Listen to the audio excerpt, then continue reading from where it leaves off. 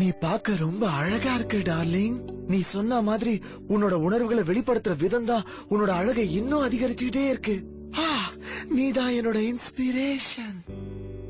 நான் சொன்ன எல்லாத்தையும் மறந்துரு. நான் தப்பு செஞ்சுட்டேன். உண்மையிலேயே உனக்குள்ள ஒரு அழகும் திறமையா இருக்குங்கறத நான் ஒத்துக்கிறேன்.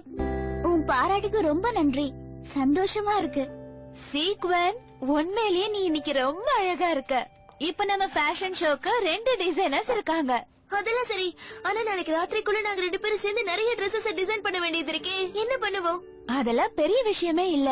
நீங்க அந்த ஷோவை நினைச்சு பயப்பட வேண்டாம். அதாவது படத்துல நிறைய டைலாக்ஸ் வரும்போது நானும் இப்படிதான் பயப்படுவேன். ஆனா காமா உட்காந்து ஒவ்வொரு டைலாக்கா மனப்பாடம் பண்ணனு வச்சுக்கோங்களேன், ஈஸி ஆயிடும். அதே மாதிரிதான் நீங்களும் பண்ணணும். நான் இப்போ இத ஜனங்க பாக்குற மாதிரி ஷோகேஸ்ல வைக்க போறேன். அப்பதான் பெட் ஃபேஷன்ஸும் இருக்குன்னு எல்லாருக்கும் தெரியும். அப்பதான் நம்மளோட ஃபேஷன் ஷோக்கு கூட்டம் கூடும்.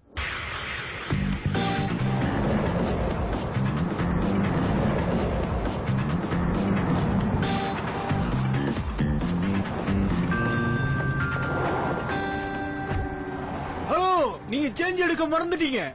ஓ தேங்க்ஸ். ஓ ச்சா. ஏய்.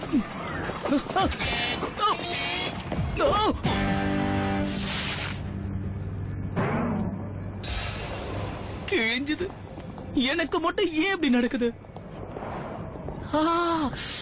காத்து ஜில்லுன்னு அடிக்குது. பரவாயில்ல, பார்பிக்காக நான் எதையும் செய்வேன். ஹலோ, யாருக்கிட்டயாவது சேஃப்டி பின் இருக்கா? இருந்தா கொடுங்களேன்.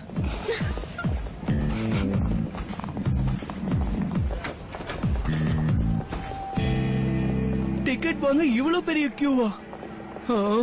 ஏய், இந்த ஆட்டோ வேற எங்க வாங்கடா?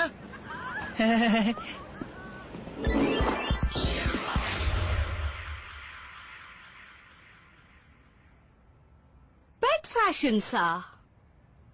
வாவ், அழகா இருக்கல. பெட் ஃபேஷன்ஸ் பண்றது புதுசா இருக்கு. நான் போய் பாக்கட்டா? அத போய் பாக்குறதுல எந்த பிரயோஜனமும் இல்ல. அவங்க ஐடியா நல்லா இருக்கு, அவ்வளவுதான். நாமளும் அதையே பண்ணலாம். ரொம்ப கியூட்டா இருக்கு. அதெல்லாம் சரிதான். ஆனா Dress ஷைனிங்கா வரதுக்கு நாம என்ன செய்யணும்? எனக்கு தெரியாது. நான் யோசிக்கிறதெல்லாம் ஒண்ணுதான். மெலிசன் தன்னோட கடையை மூடுறேன்னு சொன்னா. அவகிட்ட டிசைனர்ஸும் இல்ல. அப்படி இருக்கும் போது இந்த Dress எல்லாம் யாரு ரெடி பண்றாங்க? ரொம்ப அழகாவும் இருக்கே. என்னால அப்படி ஏன் பண்ண முடியல? நான் இதை கண்டுபிடிச்சே ஆகணும். அதான் நானும் பாத்துட்டு இருக்கேன். நான் பாக்குறது நீங்களும் பாத்தீங்கன்னா உங்களுக்கு புரியும். இப்ப அவங்க கிட்ட டிசைனர் மட்டும் இல்ல, ஷைனிங்கா இருக்கிற வித்தியாசமான 3 பேரும் கூட இருக்காங்க. அழகா இருக்காங்க. என்ன? எங்க? என் கழுத்து. எனக்கு தெரியல. என் கழுத்து மாட்டிட்டு இருக்க விட்டதானே காட்ட முடியும். ஓ, என்ன உளற? அங்க பாருங்க.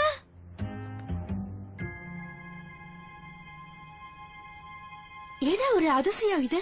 அவங்கள யாரா இருப்பாங்க? நமக்கு தேவையில்லை. ஆனா அவங்கதான் இதெல்லாம் தயாரிக்கிறாங்கன்னு புரியுது. அவங்கள நான் இப்ப எனக்கு எப்படி சொந்தமாக்கிக்கிறதுன்னு யோசிக்கணும். அதுக்கான சரியான நேரத்துக்கு நான் இப்ப காத்துக்கிட்டு இருக்கணும்.